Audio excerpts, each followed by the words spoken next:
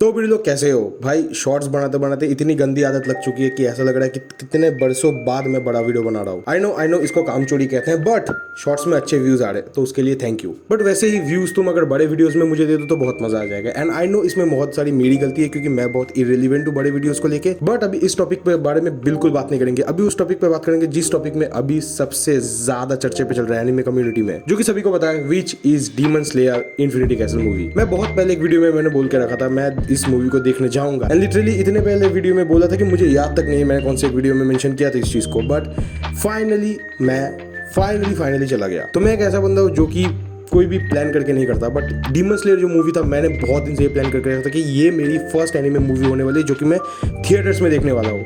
And thank God ये possible हुआ। जैसे ही टिकट को लॉन्च किया गया बुक माई शो पे, मैंने उसी दिन फर्स्ट शो का टिकट बुक किया और मैं इतना ज़्यादा डरा हुआ था कि भाई कुछ मिस हैपन ना हो जाए। मैं सुबह 5 बजे घर से निकला था, लिटरली 5 बजे। और गलती मुझसे ये होगी कि मैं बिना सोए मूवी देखने चला गया। मैंने मुझे 5 बजे सुबह उठना है एंड मुझे कोई भी कुछ भी रिएक्शन अपने बॉडी के साथ नहीं चाहिए। तो मैंने क्या किया, मैंने डर के मारे मैं सोया ही नहीं। एंड इसको मैंने गलती क्यों मेंशन की ये मैं तुम्हें बाद में वीडियो में बताता हूँ। और पता है उधर जाके मुझे और एक चीज़ अच्छी लगी कि भाई एनिमे कम्युनिटी कितनी बेहतरीन है हमारी इंडिया में यार। क्योंकि देखो मैं ये सब एनीमे इवेंट्स या फिर कोई भी कॉस्प्ले इवेंट्स इन सब में कभी मैं गया नहीं। और जो ये एनीमे को थिएटर्स में देखने का एक्सपीरियंस ये भी मैं पहली बार करने जा रहा हूँ। क्योंकि पिछले जितने भी एनीमेज आए हैं लाइक सुजुमे जेजेके ज़ीरो, मैं इनको एक बार भी देखने को लिए नहीं गया। तो मेरे लिए ये सारे एक्सपीरियंस नए हैं। मैं उधर जाके जितने लोगों से मिला भाई बहुत मजा आया। वो अलग बात है मुझे कोई पहचानता नहीं उधर, बट जितने लोगों से मैंने बात किया बहुत अच्छी तरीके से उन्होंने बात की है। हर कोई अगला बंदा आके मुझसे पूछ रहा है कि bro what's your favourite anime, तू कौन सा एनीमे देखता है, सबसे एनिमे तेरे को कौन सा लगता है, ये डीमन स्लेयर तू क्यों देखने आया है, वगैरह वगैरह। और यही सब कर करा के हम लोग थिएटर रूम में घुस गए। एंड फर्स्ट ऑफ ऑल मैं सबसे पहले यही बोलना चाहता हूँ, मैं अपने दिल की बात ये बोलना चाहता हूँ कि जो मैंने एक्सपेक्ट किया था मूवी से भाई उससे कहीं ज्यादा बेहतरीन थी। स्टार्टिंग से एंड तक इतना बढ़िया पेज बनाया हुआ था ना मूवी। एंड तुम क्या ही एक्सपेक्ट करोगे भाई, डीमन स्लेयर की मूवी है, ऑब्वियसली ये पेज बना के रखेगा। जस्ट टू बी क्लियर, ये मूवी सिर्फ अपने फाइट के लिए जानी जा रही है क्योंकि इसमें सिर्फ फाइट्स के सिवा और है कुछ नहीं। लाइक फाइट्स में तुम्हें छोटा सा बैक स्टोरी तुमको देखने को मिलेगा। अब इसमें भी बहुत लोग कंप्लेन कर रहे हैं कि भाई मूवी में बैक स्टोरी बहुत ज्यादा है, फाइट्स को बहुत ज्यादा कम दिखाया गया है, फाइट्स के बीच में उन्होंने बहुत ज्यादा बैक स्टोरी को इंटरप्ट किया है। तो उन लोगों के लिए मैं सिंपली एक चीज बोलना चाहता हूँ कि भाई तू निकल जा, ठीक है, एनीमे तेरे लिए है नहीं। इन लोगों को ये समझ नहीं आ रहा कि अगर बैक स्टोरी दिखाओगे नहीं तो कैरेक्टर का बिल्डअप कैसे होगा, लोग उनसे इमोशनली कनेक्ट कैसे करेंगे। भाई बस मारपीट थोड़ी दिखना आए हैं। देखो अभी तक इस पॉइंट तक जितने भी लोग डीमन स्लेयर के बारे में उल्टा सीधा बोल रहे हैं वो 2 आदमी हैं। एक उन्होंने एनीमे देखा नहीं, उनके एनीमे के बारे में कोई समझ नहीं है। दूसरे लोग जो कि डीमन स्लेयर के हेटर्स है, वो ये बोल के हेट करते आए हैं आज तक डीमन स्लेयर को कि भाई इसकी स्टोरी बहुत ज्यादा प्रेडिक्टेबल है। इन 2 लोगों के सिवाय मैंने अभी तक मेरे दिमाग में ये आइडिया नहीं आया कि और कोई कौन कैसे हिट कर सकता है इस मूवी को। तुम लोगों को ऐसा लग रहा होगा कि भाई मैंने मूवी को थिएटर्स में ऑब्वियसली पहली बार एक्सपीरियंस किया तो मेरे लिए ऑब्वियसली बहुत बड़ा चढ़ा एक्सपीरियंस होगा। नहीं, मैं बिल्कुल ऐसा बायस्ड होकर ओपिनियन नहीं दे रहा अपना। मैं दोनों साइड की चीजें एक साथ देखने की कोशिश कर रहा हूँ। हाँ, मूवीज में थोड़े बहुत फ्लॉज है जो कि मैं एंड में बात करूंगा। ऑब्वियसली हर चीज का अच्छा और बुरा दोनों होता है। अब चलो मेन चर्चा करते हैं मूवी के ऊपर कि मूवी में है दिखाया क्या क्या चीजें है। हाँ, अगर तुमने अभी तक मूवी नहीं देखा है तो प्रोबेबली यही बोलूंगा कि यही तक स्टॉप कर दो क्योंकि इसके बाद से जो भी रहने वाला है उसमें स्पॉइलर इंक्लूड होंगे। देखो मूवीज में पूरे 2 फाइट्स रहते हैं और एक हाफ फाइट रहता है जो कि कंप्लीट नहीं हुआ है, जो कि अगले मूवी में हमको दिखाया जाएगा कंप्लीटली। फर्स्ट फाइट होने वाला है शिनोबु और अपर मुंटू का, जो कि है डोमा। इस फाइट में शिनोबु का बैक स्टोरी बेसिकली दिखाया जाता है जो कि बहुत ही ज्यादा हार्ट टचिंग होता है। उसके सिस्टर के रिगार्डिंग, उसकी सिस्टर की डेथ कैसे हुई या फिर वो अपने सिस्टर को लेके कैसे फील करती है, शिनोबु अंदर से कैसी है, ये हमको इस फाइट में बहुत क्लियरली दिखाया गया है। डोमा भाई वो एक नॉन चिलान डीमन, वो ऐसा क्यों है इसका रीजन तुम्हें क्लियरली यही मूवी देख के पता चल जाएगा। बंदे को बचपन से भगवान मान दिया गया था लोगों के द्वारा और ये वही काम करते अभी तक आ रहा है। लोग डोमा के पास बचपन से आते थे कि वो उनकी सफरिंग खत्म कर दे और डोमा का यही मेंटेलिटी ने उसको डीमन बनने में और ज्यादा एंगेज किया। डोमा के हिसाब से लोगों की सफरिंग खत्म करने का मतलब है उनको मार देना। इस वाली फाइट में शिनोबु तो मर जाती है जो कि बहुत ही ज्यादा ट्रेजिक था। लाइक मेरे पास जो मेरे फ्रेंड्स बैठे थे भाई उन्होंने लिटरली रो दिया। देखो दुख तो मुझे भी हुआ कि लाइक शिनोबु इतनी जल्दी, लाइक अभी तो स्टार्ट हुआ था मूवी, बट पता है शिनोबू का असली खेल तो उसके मरने के बाद ही स्टार्ट होता है। अब मैं इसको रिवील नहीं करूंगा, ये मूवी 2 में दिखाया जाएगा हमको। बात है सेकंड फाइट पे, जो कि बहुत ही ज्यादा हाई फाइट था, विच इज जेनित्सु।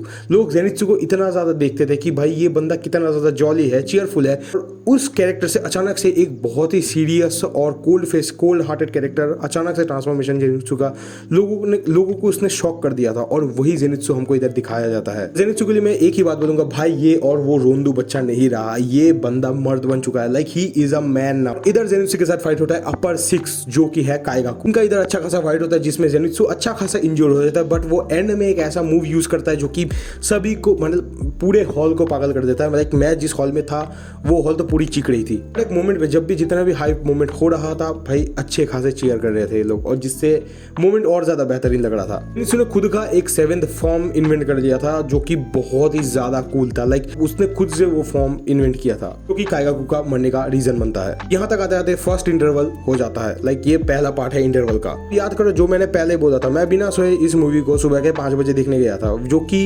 गलती थी मेरी। अब वो गलती क्यों थी मैं बताता हूँ। जो फर्स्ट इंटरवल था, मैं इतना ज्यादा मोटिवेटेड था इस मूवी को देख के, मुझे लगा कि भाई नींद आने ही नहीं वाली, बट मैं जैसे ही स्क्रीन रूम पे घुसा, मेरा पीठ जैसे ही सीट को टच किया और एसी का जितने ठंडा हवा मुझे लगा, भाई मुझे इतना गंदा नींद आने लगा। पता है मैंने अपने आंख कैसे खोल के रखी थी, मैंने लिटरली ऐसे आंख खोल के रखी थी, क्योंकि मैं 24 घंटे से ज्यादा हो चुका था, मैंने सोया नहीं था। सोने पे सुहागा मैंने उसके पहले दिन ही दबा के वर्कआउट किया था। बट जैसे ही इंटरवल हुआ, मैं भाग के गया बाथरूम, एंड मैंने अपने आंखों में इतना ज्यादा पानी घोपा कि भाई मुझे नहीं चाहिए, क्योंकि मुझे पता था कि सेकंड इंटरवल में किन लोगों का फाइट होने वाला है, एंड मैं इसी फाइट के लिए तो आया था, क्योंकि मेरा फेवरेट कैरेक्टर का फाइट अब होगा। देखो भगवान ने मेरी बात सुन ली, मैं फाइनली, मेरा जो नींद था वो चला गया था। एटलीस्ट सेकंड हाफ के बाद तो मुझे बिल्कुल नींद नहीं आ रहा था, एंड मैंने क्लियरली बैठ के बहुत ब्यूटीफुली चुपचाप उस फाइट को देखा। इंटरवल के बाद फाइट होता है अकाजा वर्सेस ग्यू एंड तांजीरो। भाई अकाजा की जो एंट्री है, मैं तुम्हें क्या बताऊं, बंदे का इतना ज्यादा ऑरा था ना उस, मतलब पूरे मोमेंट में, पूरे फाइट में सभी फील कर पा रहे थे कि अकाजा कितना ज्यादा स्ट्रॉन्ग डीमन है, एंड वो अपर मून 2 के लिए क्यों इतना ज़्यादा परफेक्ट है। ऑब्वियसली मैं अपर मून 1 नहीं बोलूँगा, क्योंकि कोकोशिबा उससे बहुत ज़्यादा पावरफुल है, बट अपर मून 2 अकाजा का बेस्ट स्पॉट मैं बोलूँगा, क्योंकि Doma doesn't deserve upper moon 2 man. And भाई इस मूवी के BGMs इतने बेहतरीन, भाई इतने बेहतरीन, तुम क्या ही बताओ। I have just no words. अकाजा के थीम सॉन्ग के साथ इतना ब्यूटीफुली ब्लेंड हो रहा था कि माँ कसम मैंने रो दिया। अब थोड़ी फाइट के बारे में बात कर लेते हैं। देखो अकाजा का ब्लड डिमांड आर्ट हमें मुगेन ट्रेन में जैसे दिखाया गया था, उससे भी ज्यादा डबल पावरफुल इसमें दिखाया गया, क्योंकि उसका ब्लड डिमांड आर्ट सच में बहुत ज्यादा पावरफुल है। तांजीरो और ग्यू को इतना ज्यादा हालत खराब हो गया, लाइक ग्यू का मार्क चलाया था, उसके बावजूद अकाजा को वो एक हिट तक नहीं कर पाया था। लाइक वो जस्ट उसके हाथ पैर ही काट रहा था, बट कोई फर्क नहीं पड़ रहा था यार अकाजा को, उसके हाथ काटना मतलब क्या ही है। आफ्टर ऑल्सो दैट हाशिरा मार्क, ग्यू का जो ब्लेड है अकाजा ने इजीली तोड़ दिया था। क्योंकि देखो फाइट्स इस तरीके से हो रहा था, ग्यू मेनली अकाजा के साथ बहुत ज्यादा इन्वॉल्व था,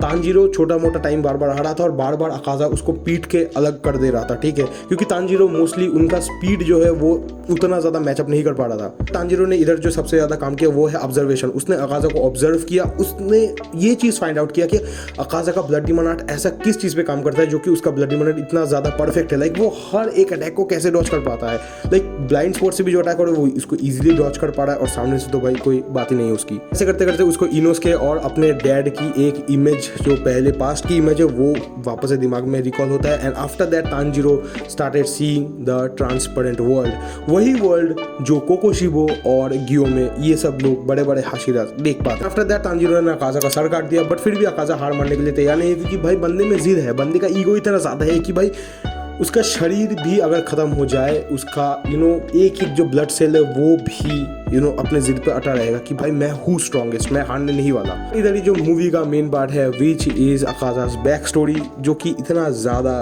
उतने अच्छे तरीके से बिल्डअप किया उन्होंने कि रो दिया।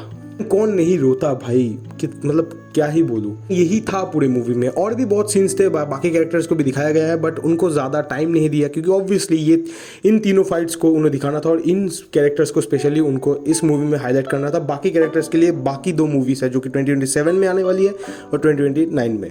अब बात करते हैं फ्लॉज में। मूवीज़ में मुझे कौन कौन से फ्लॉज लगे। देखो 2 मुझे फ्लॉज लगी। पहला फ्लॉज जो कि वो सेंसर बोर्ड का मुझे फ्लॉज लगा मोस्टली। देखो मैंने मूवी इंग्लिश में देखी थी। हाँ, अब तुम लोग बोलोगे कि मैं इंग्लिश में एनिमे क्यों देखने गया। इसका रीज़न एक है कि मैं क्योंकि पहली बार ये देखने जा रहा हूँ मूवी, एनिमे मूवी, तो सॉरी, मेरा ऐसा नहीं था कि भाई मुझे सबटाइटल नहीं पढ़ने, मैं डीमन स्लेयर है एंड मुझे ये एनिमेशन, मुझे विजुअल्स को एंजॉय करना है बैठ के, तो मैं इसीलिए मैंने इंग्लिश सिलेक्ट किया। अब आते हैं मेन पॉइंट। मेन दिक्कत ये थी कि जितने बार भी ये कैरेक्टर्स इस वर्ड का यूज कर रहे थे वो लोग बीप कर दे रहे थे। तो पहले हम सभी को ऐसा लगा कि भाई डबिंग ऐसे तरीके से की गई, बट जब ये फ्रीक्वेंटली होने लगा, ठीक है, क्योंकि ये जो वर्ड है इसका यूज इंग्लिश डबिंग में बहुत ज्यादा हुआ है मूवी में, हर बार इस वर्ड को काटा गया है। एंड मुझे ये बात बताओ भाई, ये इस वर्ड से क्या बिगड़ जाएगा लोगों की? तो थ्रू आउट द मूवी मुझे बस यही फ्लॉ लगा और कोई मुझे मेजर फ्लॉज लगा ही नहीं। तो बस भाई लोग, मेरे पास और कुछ नहीं रहा इस मूवी के बारे में तारीफ करने का या फिर और कुछ बोलने का। अगर मुझे और भी कुछ बोलने होंगे तो मैं